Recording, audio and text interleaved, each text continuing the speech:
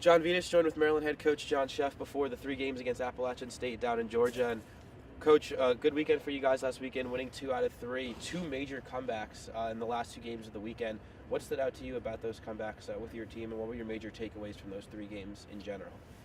Well, as far as playing from behind, we really try to take a lot of pride in doing that. We talk about it all the time. We were very good at it last year in the latter part of the season. I think our guys play pretty comfortable and pretty easy, so that when we do get down, it's not like there's a whole bunch of tension or nervousness in the dugout or anything like that. I mean, I know from a coaching staff standpoint, we try to have that not be the case, so that, because the more of a pressure cooker you make in the dugout, the more that's what it becomes. So the way I look at it, it's going to be difficult for an opposing staff to get us out 27 times, and that's what we really always talk about, is trying to put 27 tough at-bats together, and that's what we did in those last 2 games. I think we did it against South Alabama too on Friday night, and the closer we come to 27, the better off we're going to be. You got Appalachian State for 3 games this weekend. When you looked at them from a scouting perspective, what stands out about how they play, their style, and as well as specific players that we have to look out for?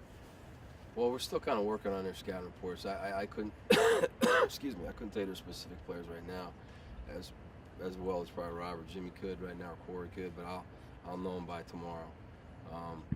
But I mean, they're entering the Sun Belt Conference, the same conference as South Alabama, so it's a good conference. I mean, that's a really good conference. They've played about the same amount of games we have, so it'll be interesting, man. They're good. I know Billy Jones from when he was an assistant at Oklahoma State, so they got a good staff. Mike Rogers was a big-time arm at NC State as a pitcher, so they're going to be good, well coached, and we're just looking forward to getting back on the field, really. Now, if there was a downside to anything that happened with you guys last weekend, it was the starting pitching the last 2 days, with high-scoring games at the end of that series.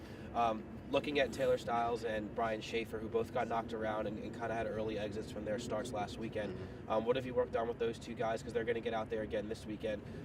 What is there to fix, and what are you expecting to see from them this weekend? Well, I think, Jimmy's worked on some different things with both guys. In Taylor's case, I mean, he had a really good start against Old Dominion the start before that. So, I mean, I'm not really concerned with him much. I mean, he throws a lot of strikes. He just didn't command the zone all that well. And Central Florida's a top 25 team. I mean, they're going to take advantage of mistakes, which they did.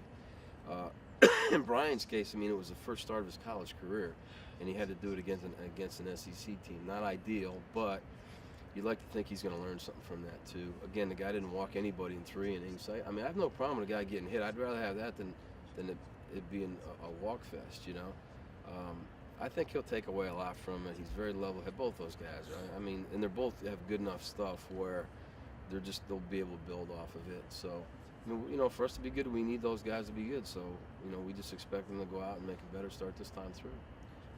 Good luck this weekend, Coach. Appreciate the time. Thanks, Jim.